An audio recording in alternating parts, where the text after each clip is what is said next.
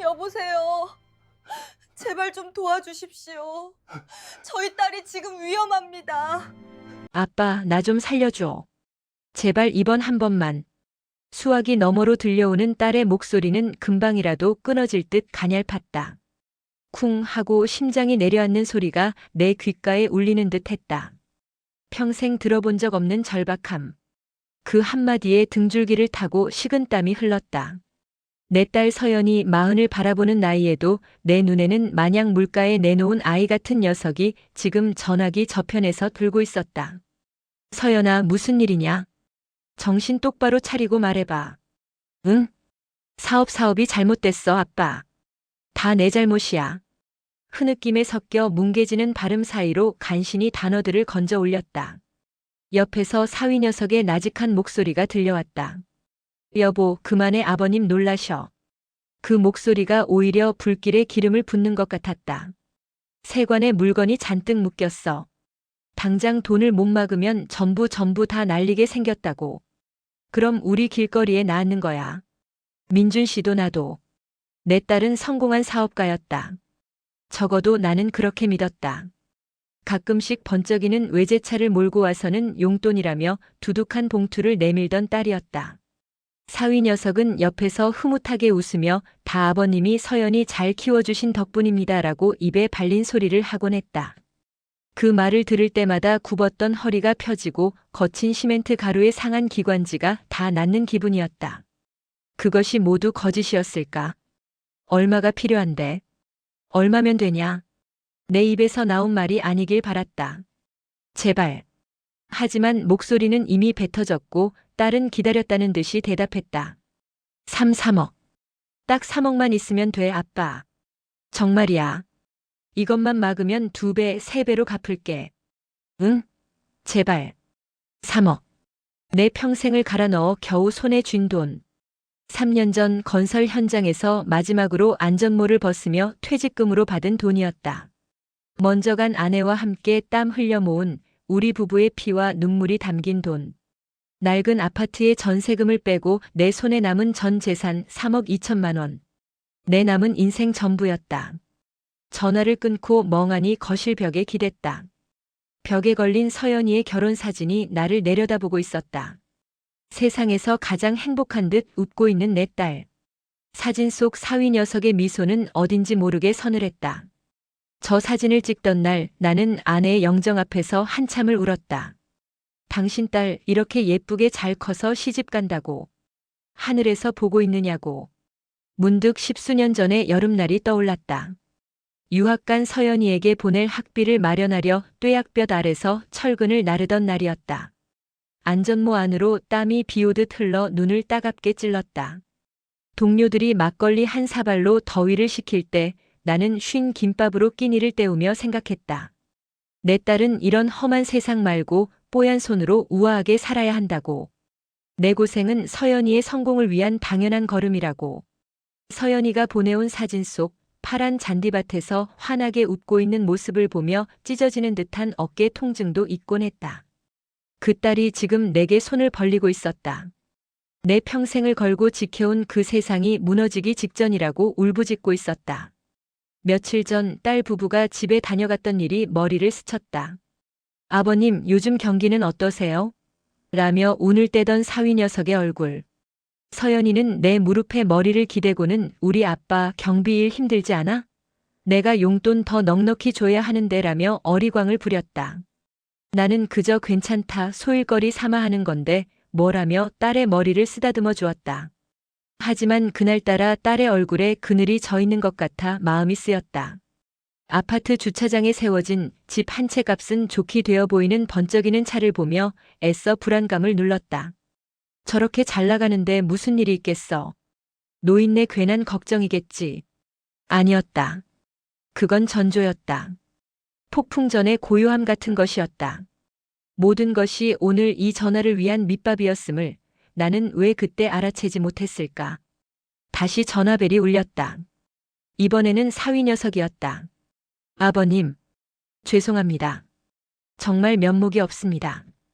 김서방, 대체 어떻게 된 일인가? 사업 잘 된다면서. 제가 못나서 그렇습니다. 잠시 자금 회전이 막힌 것뿐인데 서연이가 너무 겁을 먹었습니다. 아버님께 이런 모습 보여드리기 싫어서 혼자 끙끙 앓다가 결국 터진 겁니다. 저도 말렸는데 아버님밖에 기댈 곳이 없다고. 녀석의 목소리는 차분했지만 그 안에 교묘하게 계산된 절박함이 섞여 있었다. 내가 알아듣지 못할 전문 용어들을 섞어가며 상황을 설명했다. 관세가 어떻고 긴급 통관 자금이 어떻고. 머리가 지끈거렸다. 알아들을 수 있는 말은 단 하나였다. 지금 당장 돈을 넣지 않으면 모든 것이 끝장이라는 것. 제가 책임지고 2달 안에 반드시 갚겠습니다, 아버님. 제 모든 것을 걸고 약속드립니다. 하지만 만약 이번에 잘못되면 서연이가 무슨 생각을 할지 모르겠습니다. 안 좋은 생각이라도 할까봐 저는 그게 제일 무섭습니다, 아버님. 안 좋은 생각. 그 말이 비수처럼 날아와 심장에 박혔다. 아내를 병으로 잃었을 때의 지독한 상실감이 되살아났다. 내게 남은 유일한 피부치. 내 삶의 이유이자 존재의 증명인 내 딸. 그 아이를 잃을지도 모른다는 공포가 3억이라는 돈의 무게를 잊게 만들었다. 돈이야 다시 벌면 된다. 하지만 딸은 내 서연이는 세상에 단 하나뿐이다. 나는 이성이 아니라 압이라는 동물의 본능으로 움직이고 있었다. 늙고 힘없는 짐승이 제 새끼를 지키기 위해 유일한 무기인 제 몸을 던지는 것처럼 밤새 한숨도 자지 못했다. 낡은 장롱 깊숙한 곳에 넣어둔 통장을 꺼냈다. 아내의 때가 묻은 손수건에 고이 쌓여 있었다. 통장을 펼치자 빽빽하게 찍힌 입출금 내역 위로 아내의 얼굴이 어른거렸다. 여보, 이 돈 함부로 쓰면 안 돼요. 우리 서연이 시집 갈 때 손에 쥐어줄 돈이고 나중에 당신이랑 나랑 따뜻한 남쪽 날아가서 1~2달 푹 쉬다 올 돈이니까. 아내의 목소리가 환청처럼 귓가를 맴돌았다. 미안해, 여보. 당신과의 약속을 지키지 못할 것 같아. 하지만 어쩌겠어. 우리 딸이 죽게 생겼다는데. 부모가 되어서 이걸 외면하면 지옥에 가서 당신 얼굴을 어떻게 보겠어. 날이 밝자마자 나는 평생 입을 일이 없을 것 같던 양복을 꺼내 입고 은행으로 향했다. 창구 직원의 의심스러운 눈초리에도 나는 태어난 척했다. 딸 사업 자금 좀 보태주려고. 내 말에 직원은 무언가 더 물으려다 내 단호한 표정을 보고는 입을 다물었다. 이체 버튼을 누르기 직전 내 손이 사시나무처럼 떨렸다. 통장 잔고에 찍힌 숫자들이 단순한 숫자가 아니었다. 68년 내 인생의 무게였다. 땀과 눈물, 아내와의 추억, 나의 노후. 그 모든 것이었다. 정말 이체하시겠습니까? 나는 눈을 질끈 감았다. 수화기 너머로 들려오던 딸의 울음소리를 떠올렸다. 네. 화면 위로 이체가 완료되었습니다라는 글자가 떠올랐다. 그 순간 내 인생도 함께 어딘가로 이체되어 버린 기분이었다. 통장에는 고작 2천만 원이 남아 있었다. 허탈했지만 한편으로는 후련했다. 이제 내 딸은 웃을 수 있겠지. 그걸로 되었다. 아비 노릇 한번 제대로 했다. 나는 스스로를 그렇게 위로하며 텅 빈 통장을 품에 안고 은행을 나섰다. 모든 것이 끝났다고, 아니, 모든 것을 지켜냈다고 믿었다. 그것이 내 착각이었음을 깨닫는 데는 하루가 채 걸리지 않았다. 은행을 나서는 발걸음은 솜을 밟는 듯 허공에 뜬 기분이었다. 3억. 내 평생이 담긴 숫자가 전산망을 타고 딸의 통장으로 빨려 들어갔다. 가슴 한구석이 시릴 정도로 횡했지만 다른 한편으로는 기묘한 안도감이 밀려왔다. 이걸로 된 것이다. 이걸로 내 딸 서연이가 다시 웃을 수만 있다면 나는 괜찮다. 평생을 자식의 울타리로 살아온 아비에게 제 몸 일부를 떼어주는 것쯤은 당연한 숙명이었다. 집으로 돌아와 밥을 차렸다. 어제 먹다 남은 된장찌개를 데우고 찬장에서 김치를 꺼냈다. 하지만 숟가락을 들기가 무섭게 입맛이 썼다. 밥알이 모래알처럼 씹혔다.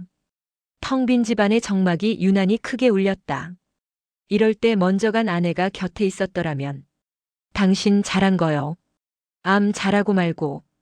우리 딸인데. 하며 내 등을 두드려주지 않았을까? 저녁 내내 전화기만 만지작거렸다. 금방이라도 서연이에게서 전화가 올 것 같았다. 아빠 고마워. 정말 고마워. 덕분에 살았어.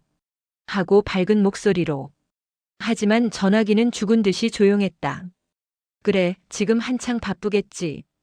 정신없을 거야. 스스로를 다독이며 억지로 잠을 청했다. 그러나 불안감은 쉬이 가시지 않고 밤새 나를 뒤척이게 만들었다. 다음 날 아침 눈을 뜨자마자 휴대전화를 확인했다. 부재중 전화도 문자 메시지도 없었다. 어제보다 더 단단하고 차가운 불안의 덩어리가 명치를 콱 눌렀다. 오전 9시가 되자마자 서연이에게 전화를 걸었다. 신호음만 길게 이어질 뿐 아무도 받지 않았다. 심장이 철렁 내려앉았다. 아니야, 회의 중일 수도 있어.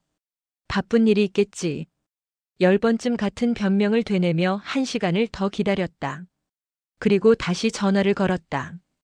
여전히 대답은 없었다. 이번에는 사위 녀석에게 걸었다. 뚜루루 뚜루루 달칵. 고객님의 전화기가 꺼져 있어. 차가운 기계음이 내 귀에 사형 선고처럼 박혔다. 온몸에 피가 식는 기분이었다. 사업상 중요한 시기라던 놈이 이렇게 바쁜 와중에 휴대전화를 꺼놓는다고.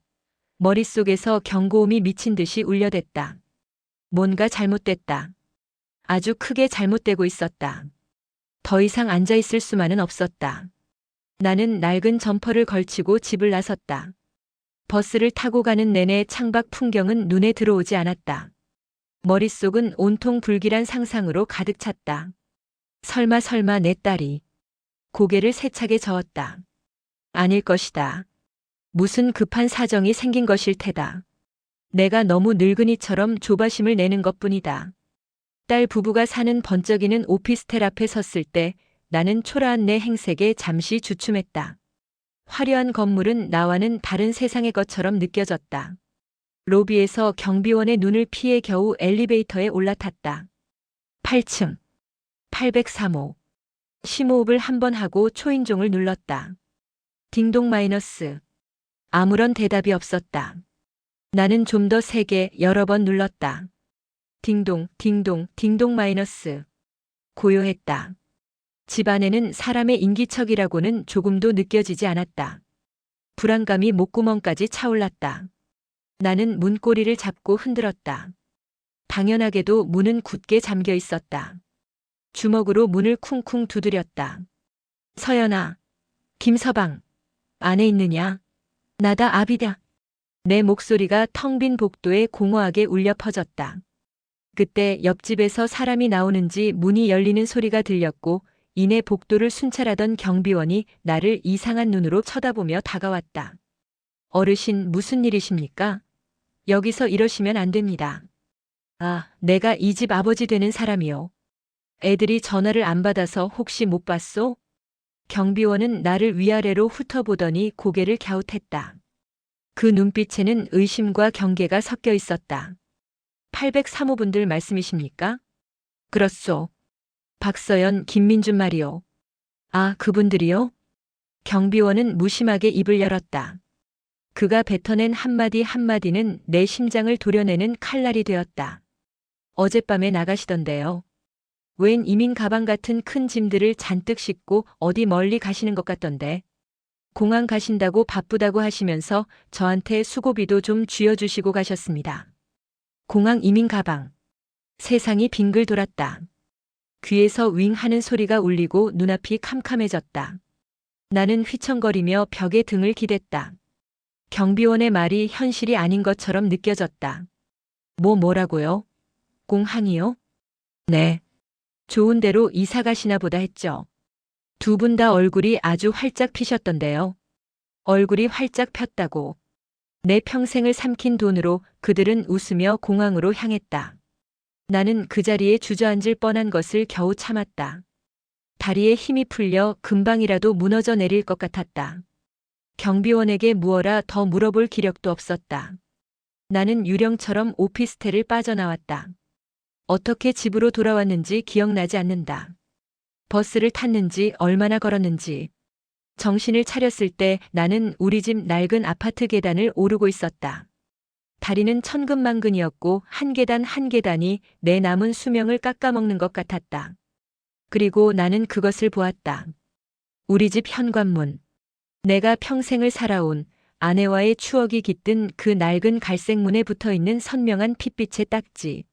압류. 큼지막하게 박힌 두 글자가 내 눈을 후벼 팠다. 법원의 이름이 적힌 흰 종이 위에 찍힌 빨간 경고문. 나는 홀린 듯 다가가 그 종이를 더듬었다. 차가운 종이의 감촉이 손끝을 통해 심장까지 파고들었다. 채권자 오 캐피탈. 채무자 박정수. 내 이름이 분명했다. 하지만 나는 저런 금융회사에서 돈을 빌린 적이 없었다. 아래에 적힌 채무액을 본 순간 나는 숨을 쉴 수가 없었다. 2억 원. 이 집을 담보로 2억 원의 대출이 실행되어 있었다. 그리고 몇 달째 이자가 연체되었다는 내용이 깨알 같은 글씨로 적혀 있었다. 순간 퍼즐 조각들이 섬광처럼 머릿속에서 맞춰졌다. 몇 달 전 사위 녀석이 서류 몇 장을 들고 찾아왔던 날이 떠올랐다.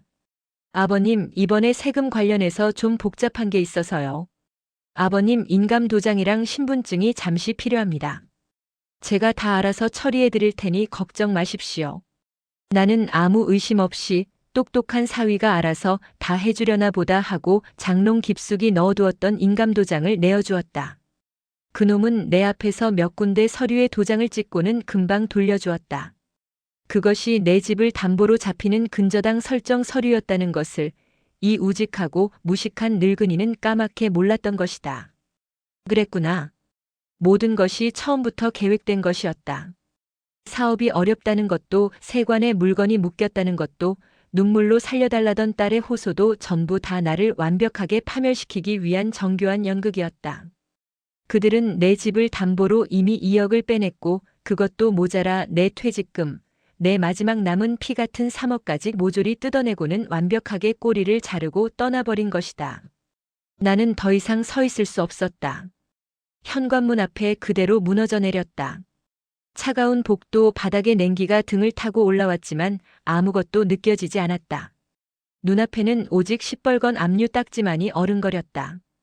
그것은 단순한 종이 딱지가 아니었다.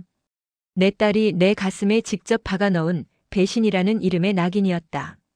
내 68년 인생이 송두리째 사기당했음을 알리는 사망 선고였다. 벽에 걸린 결혼사진 속에서 환하게 웃던 딸의 얼굴이 악마처럼 보였다. 아내의 무덤 앞에서 자랑스럽게 딸의 혼사를 고하던 내 모습이 세상에서 가장 어리석은 광대처럼 느껴졌다. 서연아, 서연아. 내 입에서 나온 것은 울음도 비명도 아니었다. 그저 바람 빠지는 소리 같은 신음이었다. 평생을 바쳐 키운 내 딸이, 내 세상의 전부였던 그 아이가 나를 이 차가운 시멘트 바닥에 내팽개치고 떠나버렸다. 모든 것을 잃었다. 돈도 집도 그리고 세상에 단 하나뿐이라고 믿었던 내 딸도. 텅 빈 복도에 한 늙은 아비의 무너지는 소리만이 메아리치고 있었다. 차가운 시멘트 바닥의 냉기가 뼛속까지 스며들었다. 하지만 나는 일어설 수 없었다. 내 온몸의 기력을 저 시뻘건 종이 한 장이 모조리 빨아들인 것 같았다. 압류. 그 두 글자가 망막에 낙인처럼 찍혀 떨어지지 않았다. 세상의 모든 소리가 멀어지고 오직 내 심장이 미친 듯이 쿵쾅거리며 갈비뼈를 때리는 소리만 귀에 가득 찼다. 얼마나 그러고 있었을까? 마비된 다리를 간신히 일으켜 세웠다. 손이 송장처럼 떨려 열쇠 구멍을 한 번에 찾지 못했다. 덜그럭. 몇 번의 실패 끝에 겨우 문을 열고 집 안으로 비틀거리며 들어섰다. 쾅 하고 문을 닫자 완벽한 어둠과 정적이 나를 집어삼켰다. 이곳은 더 이상 내 집이 아니었다. 평생의 안식처였던 공간은 이제 나를 조롱하는 거대한 관처럼 느껴졌다. 벽에 기댄 채 스위치를 올릴 생각도 못하고 그 자리에 주저앉았다. 어둠 속에서 집안의 모든 사물이 희미한 윤곽으로 나를 압박해왔다. 아내가 시집 올 때 해온 낡은 자개장 서연이가 어릴 때 소파 위에서 방방 뛰다 스프링이 주저앉은 헌소파, 내가 퇴직하던 날 서연이가 아버지 이제 고생 그만하세요라며 사준 큼지막한 텔레비전. 그 모든 것들이 이제는 내 것이 아니었다. 아내와의 추억도 딸과의 기억도 저 시뻘건 딱지 한 장에 모두 저당 잡혔다. 나는 이제 이 집의 주인이 아니라 곧 쫓겨날 무단 점유자에 불과했다. 하하하하하. 헛웃음이 터져나왔다. 처음에는 낮은 끄끄거림 같더니 이내 걷잡을 수 없는 광인의 웃음소리로 변해 텅 빈 거실을 울렸다. 미친놈처럼 웃고 또 웃었다. 눈에서는 눈물이 쏟아지는데 입은 찢어져라 웃고 있었다. 내가 평생을 바쳐 이룬 모든 것이 얼마나 허망한 신기루였는지 깨달은 자의 절규였다. 내 딸, 내 피부치라 믿었던 것이 사실은 내 피를 빨아먹는 거머리였다는 사실을 마주한 자의 비명이 웃음의 형상으로 터져나온 것이었다. 한참을 그렇게 웃다 울다 지쳐 나는 짐승처럼 거실을 기어다녔다. 그러다 손끝에 차가운 유리 액자가 닿았다. 더듬어 들어올리자 어둠 속에서도 익숙한 얼굴이 보였다. 서연이의 결혼사진. 세상에서 가장 행복한 미소를 짓고 있는 내 딸과 그 옆에서 인자한 얼굴로 서 있는 사위놈. 나는 액자를 부서져라 끌어안았다. 서연아, 내 딸아, 이게 대체 무슨 일이냐? 목소리가 갈라져 나왔다. 말 좀 해봐라, 이년아. 내 아비한테 어떻게 이럴 수가 있어? 어떻게? 분노가 치밀어 올라 액자를 바닥에 내리치려던 순간 사진 속 딸의 눈과 마주쳤다. 아내를 꼭 닮은 그 눈. 갓난아기 때 핏덩이 같은 너를 처음 품에 안았을 때의 감격이 떠올랐다. 처음 아빠라고 불렀을 때 세상을 다 가진 듯 기뻤던 날. 초등학교 입학식 날 내 손을 꼭 잡고 있던 그 조망만 한 손의 온기. 아빠, 나 커서 세상에서 제일 예쁜 집 지어서 아빠랑 엄마랑 같이 살 거야. 고물상에서 주워온 색연필로 삐뚤빼뚤 집을 그려와 내게 속삭이던 내 모습이 어제 일처럼 선한데. 그 약속이 이런 것이었더냐. 내 아비가 평생을 바쳐 지켜온 이 낡은 집마저 빼앗아 길바닥에 나앉게 만드는 것이었더냐. 나는 액자를 든 채 오열했다. 분노와 증오보다 더 깊은 곳에서 슬픔이, 배신감이 용암처럼 들끓어 올랐다. 이건 사기가 아니었다. 이건 패륜이었다. 이건 자식이 살아있는 아비에게 저지른 가장 잔인한 살인이었다. 정신을 차렸을 땐 이미 날이 저물고 있었다.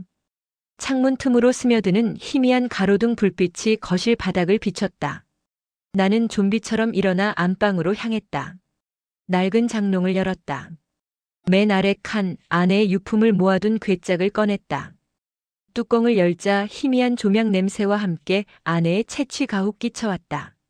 괴짝 안에는 아내가 쓰던 낡은 재봉틀, 빛바랜 사진 몇 장, 그리고 작은 나무 상자 하나가 들어있었다. 상자를 열었다.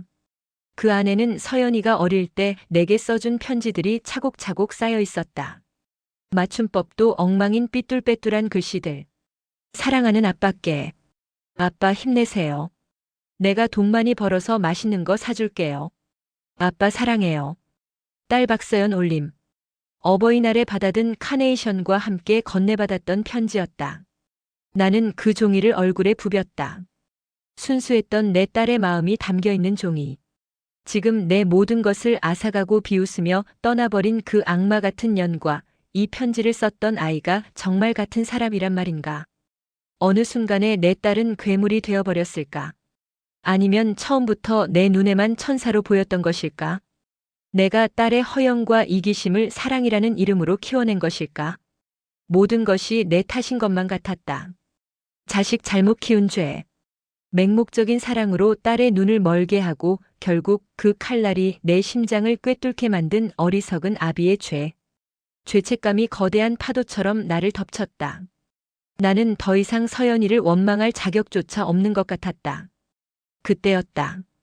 딩동 마이너스 하고 현관 초인종이 울렸다. 심장이 멎는 줄 알았다. 설마 서연이가 돌아온 것일까? 모든 것이 오해였다고 잘못했다고 빌기 위해 돌아온 것일까? 헛된 희망이 신락같이 피어올랐다. 나는 비틀거리며 현관으로 달려갔다. 누구세요? 떨리는 목소리로 묻자 문 밖에서 익숙한 목소리가 들려왔다. 박 선생 나요. 아랫집 최 씨. 괜찮소? 아까부터 집이 너무 조용해서 뭔 일 있나 해서 와봤지. 이웃 최경자였다. 나는 맥이 탁 풀리는 것을 느끼며 문을 열었다. 그녀는 내 꼴을 보더니 기겁을 했다. 아이고 세상에. 몰골이 왜 이 모양이오? 어디 아픈 거요? 그녀의 시선은 이내 내 등 뒤 현관문에 붙은 붉은 딱지에 가 닿았다.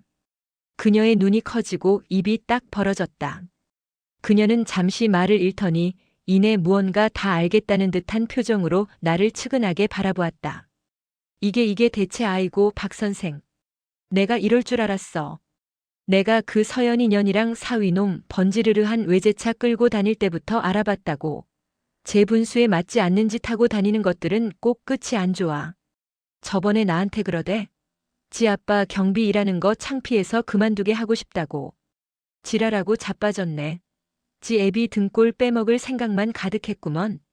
최경자의 거침없는 말들이 비수처럼 날아와 박혔다. 나는 아무 대꾸도 할 수 없었다. 내 딸이 남들에게 저런 소리를 듣는다는 사실이, 그리고 그 말이 하나도 틀리지 않았다는 사실이 나를 더욱 비참하게 만들었다. 아니, 그래도 그렇지 어떻게 애비 집을 이 독사 같은 년.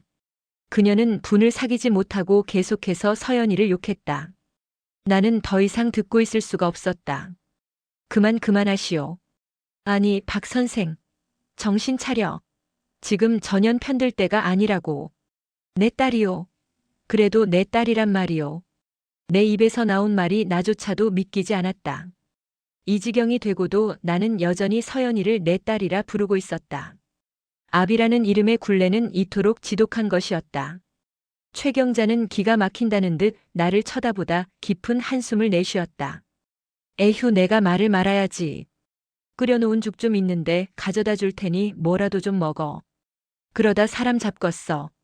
그녀는 그렇게 말하고는 제 집으로 돌아갔다. 다시 혼자가 되자 최경자의 말이 남긴 상처가 뒤늦게 쓰라려왔다. 창피하다. 내 딸이 나를 창피해했다. 평생을 바친 아비의 노동을, 그 땀의 가치를 내 딸은 부끄러워했다. 그래서였을까? 그래서 그토록 쉽게 나를 버릴 수 있었던 것일까? 나는 주머니에서 휴대전화를 꺼냈다. 마지막 남은 미련. 마지막 남은 어리석음. 나는 서연이의 번호를 눌렀다. 신호가 가기 전에 제발 받지 말아라, 제발 없는 번호라고 나와라 하고 빌었다. 그 목소리를 다시 들으면 나는 정말 무너져 내릴 것 같았다. 뚜루루 뚜루루. 신호가 갔다. 심장이 발끝까지 떨어졌다. 그리고 달칵 연결이 되었다. 하지만 수화기 너머에서는 아무 소리도 들리지 않았다. 정적. 나를 비웃는 듯한 침묵만이 흘렀다. 서연아. 내 목소리가 잠겨 나왔다. 서연이냐 아빠다. 여전히 대답이 없었다. 하지만 전화가 끊어지지 않는 것을 보니 듣고 있는 것이 분명했다. 왜 그랬어? 왜 내 아비한테 왜 그랬어? 돈이 그렇게 중했어? 이 집이 내 엄마랑 내가 평생을 바쳐 지킨 이 집이 너한테는 그저 돈이었어? 말 좀 해봐, 이 나쁜 년아. 나는 절규했다. 하지만 돌아오는 것은 차가운 침묵뿐이었다. 그 침묵이 천마디의 욕설보다 더 나를 아프게 찔렀다. 그것은 완벽한 무시였고 완벽한 단절의 선언이었다. 나는 더 이상 내 아버지가 아니며 당신은 내게 아무것도 아니라는 냉혹한 선고였다. 얼마나 지났을까? 전화는 말없이 끊어졌다. 뚜마이너스 뚜마이너스 뚜마이너스 하는 공허한 신호음이 귓가를 때렸다. 나는 허탈하게 휴대전화를 내려다보았다. 그때 화면이 번쩍이며 문자 메시지 수신 알림이 떴다. 발신자는 내 딸 서연이었다. 손가락이 마비된 것처럼 움직이지 않았다. 심호흡을 하고 떨리는 손으로 메시지를 열었다. 그 안에는 단 2줄의 문장이 적혀 있었다. 아빠 미안해. 이렇게밖에 살 수 없었어. 우리 찾지 마. 미안해. 찾지 마. 그 12글자가 내 세상의 모든 빛을 꺼뜨렸다. 거기에는 후회도 죄책감도 미안함도 없었다. 오직 차갑고 이기적인 자기 변명과 나를 완벽하게 버리겠다는 통보만이 담겨 있었다. 이것이 내 딸이 내게 남긴 마지막 말이었다. 이것이 내가 평생을 바친 대가였다. 툭. 손에서 휴대전화가 미끄러져 바닥에 떨어졌다. 액정이 거미줄처럼 산산조각 났다. 마치 갈기갈기 찢어진 내 심장처럼. 나는 더 이상 울지 않았다. 눈물조차 말라버렸다. 모든 감정이 증발해버린 텅 빈 껍데기만 남았다. 나는 산산조각 난 휴대전화 액정을 멍하니 내려다보았다. 그리고 다시 고개를 들어 어둠 속에 잠긴 거실을 둘러보았다. 이제 정말 모든 것이 끝났다. 나는 안방으로 들어가 아내의 영정 사진을 가만히 내려다보았다. 사진 속 아내는 여전히 온화하게 웃고 있었다.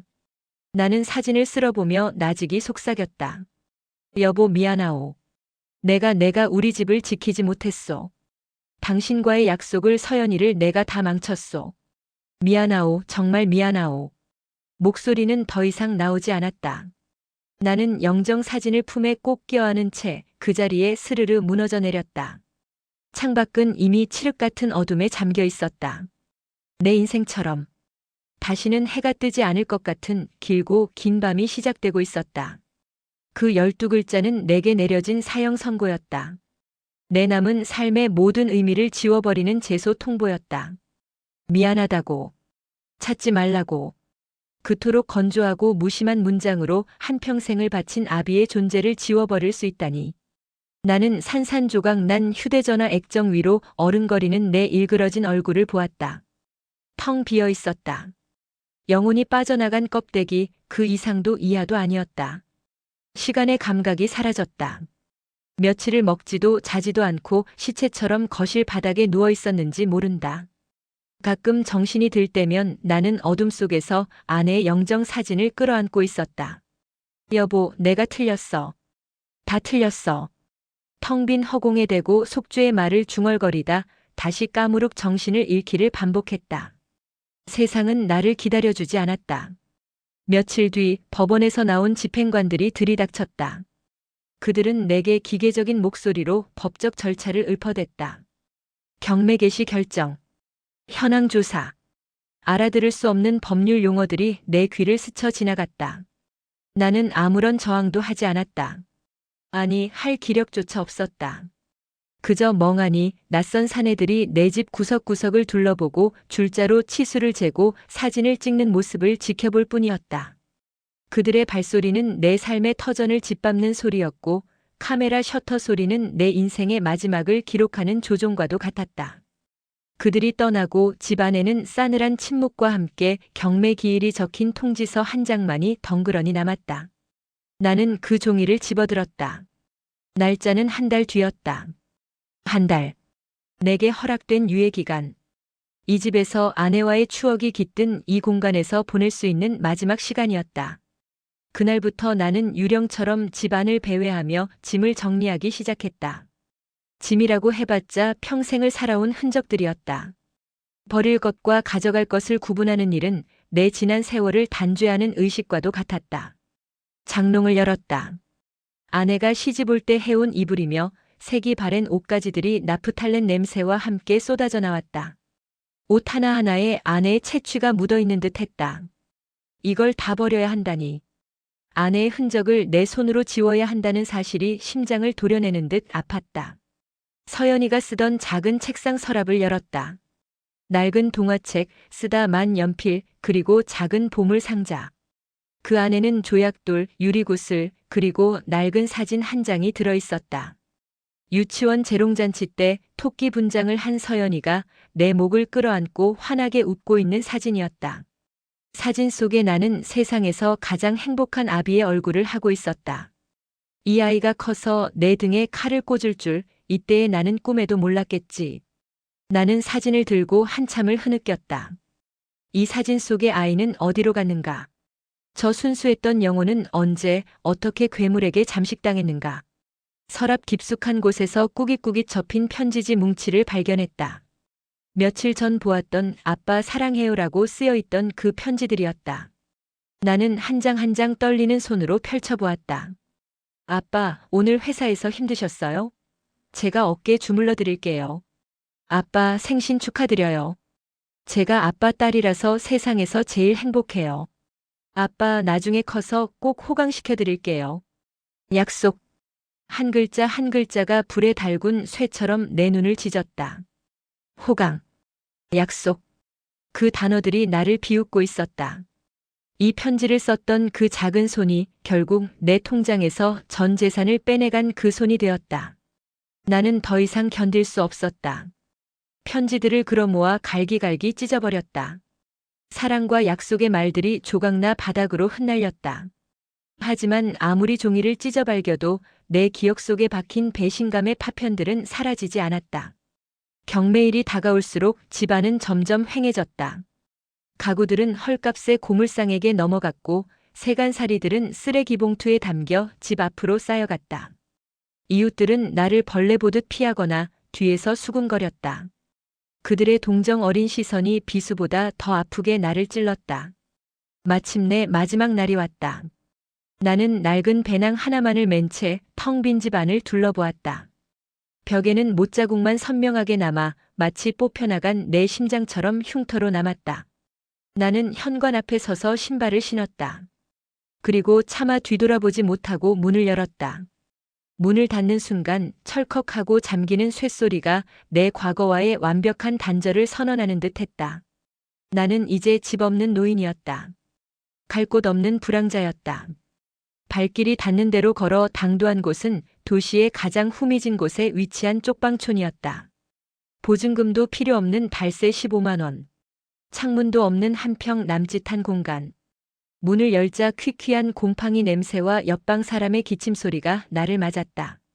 사람이 살 수 있는 곳이 아니었다. 그저 숨만 붙어있는 생명체가 잠시 몸을 뉘는 관과 같은 공간이었다. 등을 펴고 누울 수도 없을 만큼 비좁았다. 나는 그 어둡고 축축한 방구석에 웅크리고 앉아 내 인생이 어쩌다 이 지경까지 추락했는지를 생각했다. 그러나 아무리 생각해도 답은 나오지 않았다. 그저 내 딸의 그 한마디. 아빠, 나 좀 살려줘. 그 말을 믿었던 죄밖에 없었다. 경비원 일도 더 이상 할 수 없게 되었다. 밤샘 근무를 하던 어느 날 순찰을 돌다 현기증에 정신을 잃고 쓰러졌다. 동료에게 발견되어 겨우 정신을 차렸지만 관리소장은 그 길로 나를 불렀다. 박 반장님, 연세도 있으시고 건강이 안 좋으신 것 같은데 아무래도 이 일은 무리일 것 같습니다. 젊고 건강한 사람들도 힘들어하는 일이라. 사실상의 해고 통보였다. 나는 아무 말도 하지 못하고 고개를 숙였다. 평생을 성실함 하나로 살아왔는데 이제는 그 성실함을 증명할 몸뚱이마저 망가져버렸다. 일자리를 잃는다는 것은 단순히 돈줄이 끊기는 것만을 의미하지 않았다. 그것은 사회로부터의 완전한 추방이었다. 나는 더 이상 이 사회에 필요한 존재가 아니었다. 쓸모를 다하고 버려진 낡은 기계 부품일 뿐이었다. 쪽방으로 돌아온 나는 그날 이후로 밖으로 나가지 않았다. 배낭 속에 남아있던 비상금 몇만 원으로 사온 컵라면으로 하루하루를 연명했다. 하지만 곧 그것마저 입에 대지 않게 되었다. 식욕이 없었다. 살아야 할 이유가 없는데 무얼 위해 음식을 넘겨야 한단 말인가. 나는 그저 어두운 방 안에 누워 죽음만을 기다렸다. 눈을 감으면 딸의 얼굴이 떠올랐다. 나를 보며 환하게 웃던 아기 때의 얼굴, 눈물을 글썽이며 살려달라 애원하던 얼굴, 그리고 차갑게 등을 돌리던 마지막 모습까지. 사랑과 증오, 그리움과 원망이 뒤섞여 내 안에서 폭풍처럼 휘몰아쳤다. 차라리 모든 기억을 잃어버렸으면 좋겠다고 생각했다. 이 고통을 끝낼 수만 있다면 악마에게 영혼이라도 팔 수 있을 것 같았다. 시간이 얼마나 흘렀을까. 사나흘은 굶은 것 같았다. 의식이 가물가물해지고 몸은 납덩이처럼 무거웠다. 이대로 조용히 눈을 감으면 모든 고통이 끝나리라. 그렇게 죽음의 문턱을 어루만지고 있을 때였다. 쾅! 쾅! 쾅!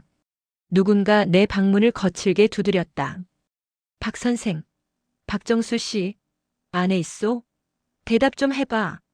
익숙하지만 이곳에서는 들릴 리 없는 목소리. 최경자였다. 나는 대답할 기운도 없었다. 하지만 그녀는 포기하지 않았다. 주인 양반, 여기 문 좀 열어봐요. 이 양반 안에 있는데 대답이 없어. 뭔 일 난 거 아니여? 잠시 후 주인과 함께 문이 덜컥 열렸다. 한 줄기 빛이 어둠 속에 갇혀있던 내게 쏟아져 내렸다. 빛과 함께 최경자의 기겁하는 목소리가 들려왔다. 아이고 맙소사. 이게 사람 사는 방이야, 시체 안치실이야.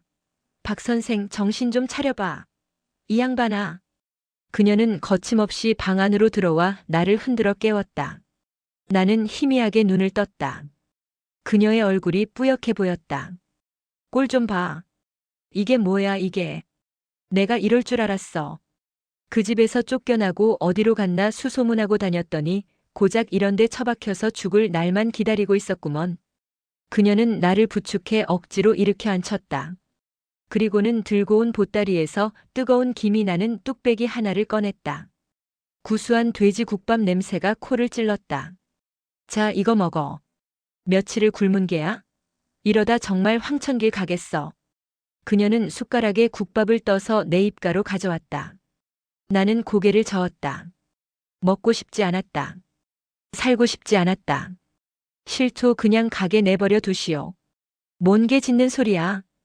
짝 하는 소리와 함께 내 등짝으로 불이 번쩍 났다. 그녀가 내 등을 세게 후려친 것이었다. 정신 안 차려? 그 못돼 처먹은 딸년 때문에 당신 인생까지 종치게 놔둘 거야? 걔는 지금 당신이 이렇게 죽어가는지 알기나 할까? 아마 어디 좋은 나라 가서 당신이 준 돈으로 명품이나 휘감고 잘 먹고 잘 살고 있을걸. 근데 당신은 여기서 굶어 죽어? 그게 말이 돼? 억울하지도 않아? 최경자의 목소리는 쩌렁쩌렁하게 쪽방을 울렸다. 그녀의 말 한마디 한마디가 몽롱했던 내 정신을 후벼 팠다. 억울하지도 않냐고. 그 말이 망치처럼 내 머리를 때렸다. 억울하다. 억울하고 말고. 피가 거꾸로 솟을 만큼 억울했다. 내 평생을 바쳤는데. 내 모든 것을 내주었는데. 돌아온 것은 배신과 파멸뿐이었다. 그런데 내가 여기서 이렇게 죽어버리면 그들의 승리로 끝나는 것이 아닌가. 그들은 내 목숨값까지 챙겨서 행복하게 살아가게 되는 것이 아닌가. 그년이 당신한테 남긴 게 뭔지 알아? 고작 이딴 쪽방이랑 굶주림뿐이야. 그게 당신이 평생을 바친 대가라고. 근데 이대로 죽어버리면 당신은 그년한테 2번 죽는 거야. 몸도 죽고 당신 인생의 의미도 죽는 거라고. 알기나 해? 그녀의 말에 그동안 꾹꾹 눌러왔던 무언가가 속에서부터 터져나왔다. 그것은 슬픔도 분노도 아니었다. 살아있는 생명이라면 누구나 가질 법한 원초적인 감정. 살고 싶다는 발버둥침. 그리고 이대로 끝낼 수는 없다는 처절한 옥이었다. 자, 먹어. 최경자가 다시 숟가락을 내밀었다. 나는 떨리는 손으로 그 숟가락을 받아들었다.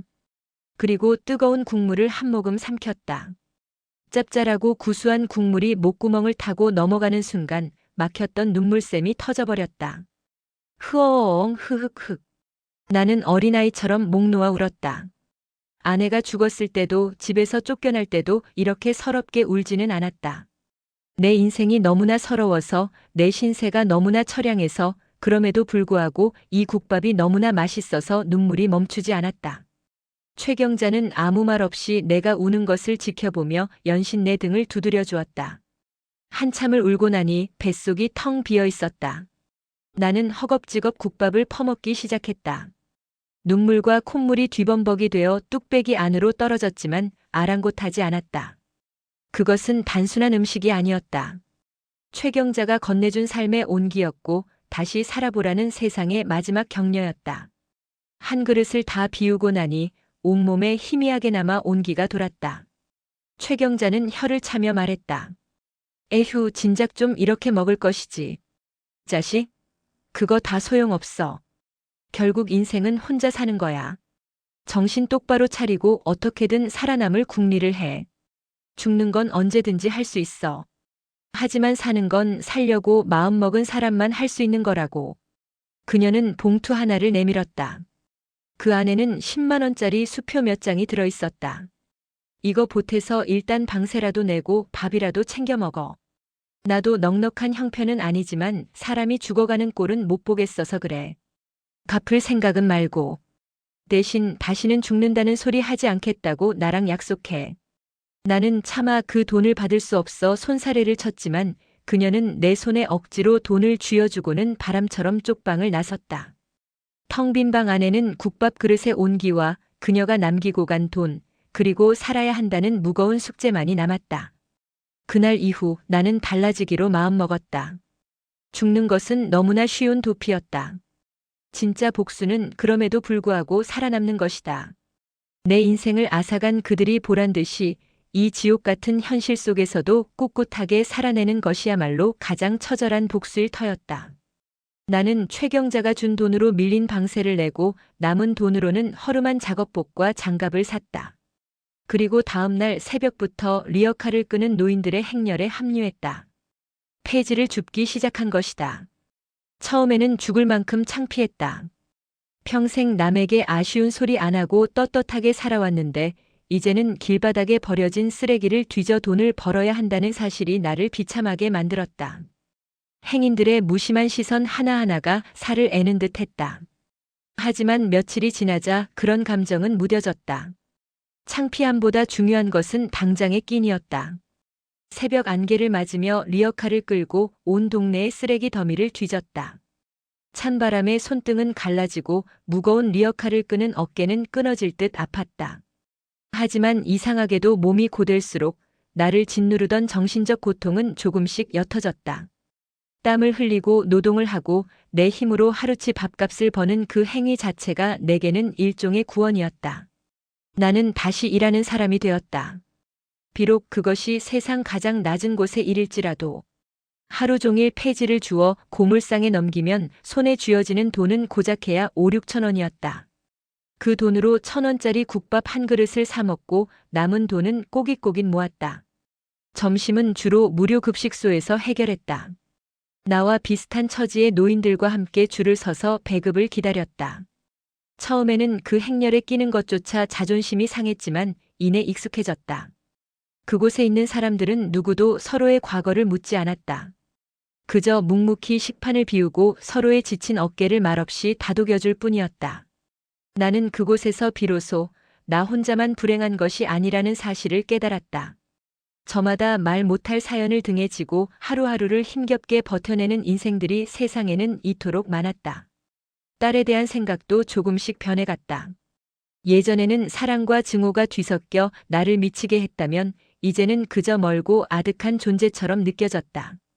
가끔씩 불쑥 치미는 원망은 리어카를 끄는 힘으로 쏟아냈다. 용서? 용서는 신이나 하는 것이다. 나는 그저 잊기로 했다. 아니, 잊는다기보다는 내 삶에서 그 존재를 도려내기로 했다. 내 딸 박서연은 내가 찍은 결혼사진 속에서, 내가 찢어버린 편지 속에서 이미 죽었다. 지금 지구 어딘가에 살아 숨쉬는 그 여자는 나와 아무 상관없는 타인일 뿐이다.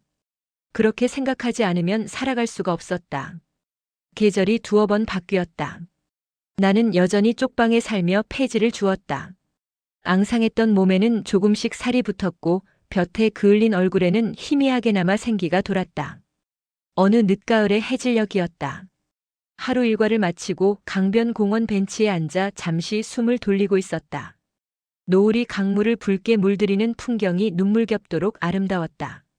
그때였다. 저만치 앞에서 단란한 가족 하나가 걸어오고 있었다. 나와 비슷한 연배의 할아버지, 그의 딸로 보이는 중년 여성, 그리고 제잘거리며 뛰노는 어린 손녀. 할아버지가 헛기침을 하자 딸이 걱정스러운 얼굴로 그의 등을 쓸어주었다. 손녀는 달려와 할아버지의 무릎에 매달리며 애교를 부렸다. 할아버지는 그런 손녀의 머리를 쓰다듬으며 인자하게 웃었다. 그 평범하고도 행복한 풍경. 한때는 나도 저런 순간을 꿈꿨었다. 서연이가 시집가고 아이를 낳으면 나도 저런 할아버지가 될 수 있을 것이라고. 그 꿈은 산산조각 났고 재가 되어 사라졌다. 예전 같았더라면 저 모습을 보고 가슴이 미어져 자리를 피했을 것이다. 하지만 그날은 이상하게도 마음이 잔잔했다. 나는 그들을 멍하니 바라보았다. 거기에는 더 이상 부러움도 질투도 사무치는 슬픔도 없었다. 그저 그들의 삶과 나의 삶이 있을 뿐이었다. 그들은 그들의 시간을 살아가고 나는 나의 시간을 살아간다. 내게는 폐지를 가득 실은 낡은 리어카와 내일 아침에 해를 기다리는 시간이 있을 뿐이다. 가족이 내 옆을 지나쳐갔다. 어린 손녀가 나를 보더니 꾸벅하고 인사를 했다. 나는 나도 모르게 희미하게 미소를 지으며 고개를 끄덕여 주었다. 그들이 멀어지고 나는 다시 혼자가 되었다. 주머니에서 꼬깃꼬깃 모아둔 오늘의 수입 6,500원을 꺼내 세어보았다. 내일 아침 사 먹을 국밥값과 저녁에 마실 소주 한 병값. 그것이 지금 내 세상의 전부였다. 초라하지만 비참하지는 않았다.